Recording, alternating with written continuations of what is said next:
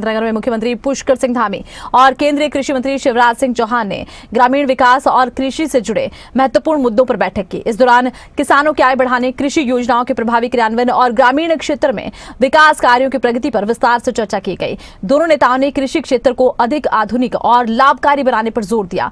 बैठक में केंद्र और राज्य सरकार के बीच बेहतर समन्वय स्थापित कर योजनाओं को जमीनी स्तर पर पहुंचाने पर सहमति बनी। साथ ही किसानों को तकनीकी सहायता, सिंचाई व्यवस्था और बाजार उपलब्धता को मजबूत करने पर भी विचार किया गया।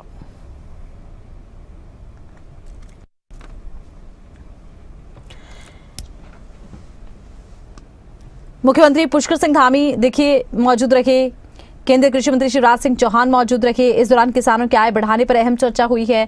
साथ ही साथ कृषि के साथ साथ ग्रामीण विकास पर भी चर्चा की गई है कि किस तरह से ग्रामीण विकास हो सकता है, किसानों को किस तरह से पारंपरिक खेती से जोड़ा जा सकता है। तमाम विषयों को लेकर चर्चा की गई। किसानों की आय बढ़ाने पर हुई है चर्चा।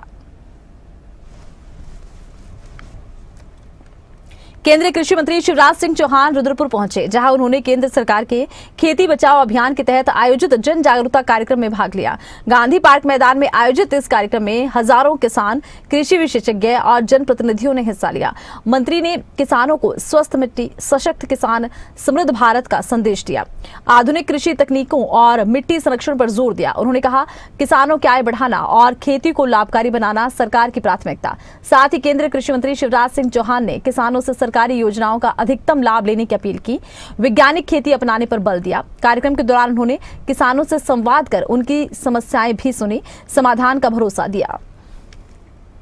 प्रधानमंत्री विशाल फसल बीमा योजना जो हमारे अन्नदाताओं को सुरक्षा कवच प्रदान कर रही है, प्राकृतिक खेती को जन आंदोलन बनाना हो, कृषि अवसंरचना को मजबूत करना हो या डिजिटल तकनीकी से खेत की मिट्टी से जोड़ना हो, आज आपके कुशल नेतृत्व में किसान आत्मनिर्भरता की ओर तेजी से आगे बढ़ रहे हैं।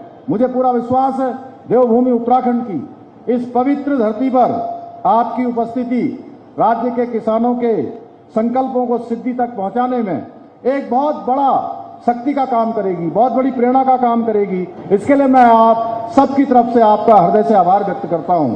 भाइयों बहनों, आदरणीय प्रधानमंत्री श्री नरेंद्र मोदी जी और आदरणीय कृषि मंत्री शिवराज सिंह चौहान जी के दूरदर्शी नेतृत्व में आजकल खेत बचाओ अभियान चलाया जा रहा है और यह अभियान एक जन आंदोलन बन चुका है। लेकिन हमें खुद से एक सवाल पूछना होगा कि हम लोगों को इस अभियान की आखिर जरूरत क्यों पड़ी है।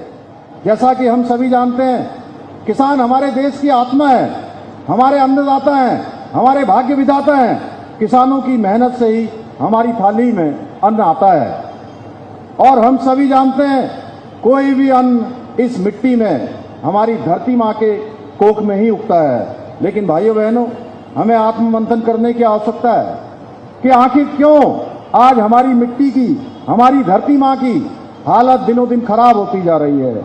अधिक पैदावार की दौड़ में हमने धरती माँ पर इतने अधिक रसायन, उर्वरक, इतनी कीटनाशक दवाइयाँ डाल दी हैं कि आज हमारी धरती माँ बीमार हो गई है, अस्वस्थ हो गई है। हमारी जमीन की उपजाऊ शक्ति, उसके पोषक तत्व लगातार कम हो रहे हैं। जरा सोचिए, अगर मिट्टी ही बीमार हो जाएगी तो उसमें उगने वाला अन्न कैसे स्वस्थ होगा। जब अन्न स्वस्थ नहीं होगा तो हमारे बच्चे कैसे स्वस्थ होंगे, आने वाली पीढ़ियों को हम कैसा भविष्य देंगे। इसलिए खेत बचाओ अभियान हमारी धरती माँ की पुकार है। न्यूजीलैंड के साथ मिलकर कीवी एक्शन प्लान बना रहे हैं, जिसमें 15 करोड़ रुपया खर्च होकर हम कीवी को आगे बढ़ाने का काम करेंगे, ताकि हमारे किसान कीवी की फसल को भी उत्पादित करने का काम करें। किसान भाइयों, अभी घेरबाड़ की बात आई, क्योंकि जानवर बहुत नुकसान कर रहे हैं, फसलों को खराब कर देते हैं।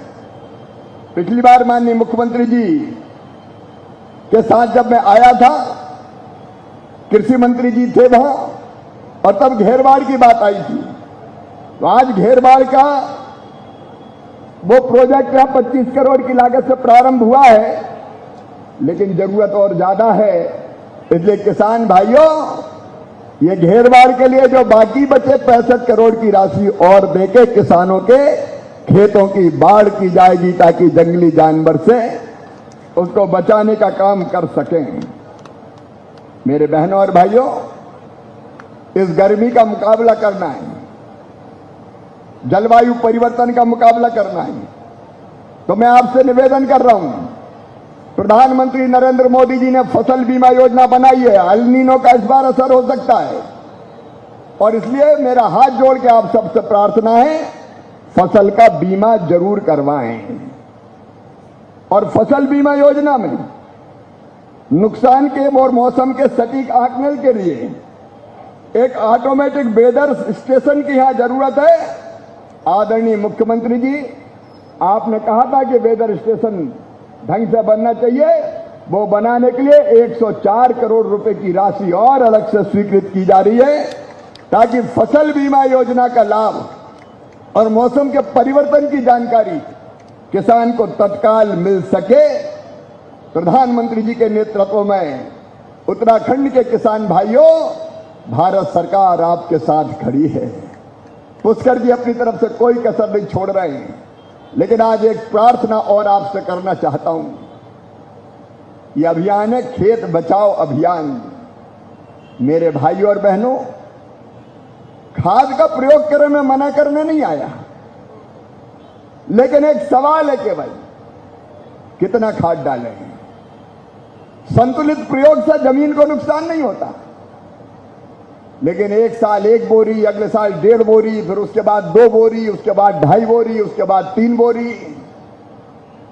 आज देश के कई हिस्सों में ज्यादा खाद के इस्तेमाल के कारण, पेस्टिसाइड के इस्तेमाल के कारण हमारी जमीन, ये धरती माता लगातार खराब हो रही है, मिट्टी का स्वास्थ्य खराब हो रहा है।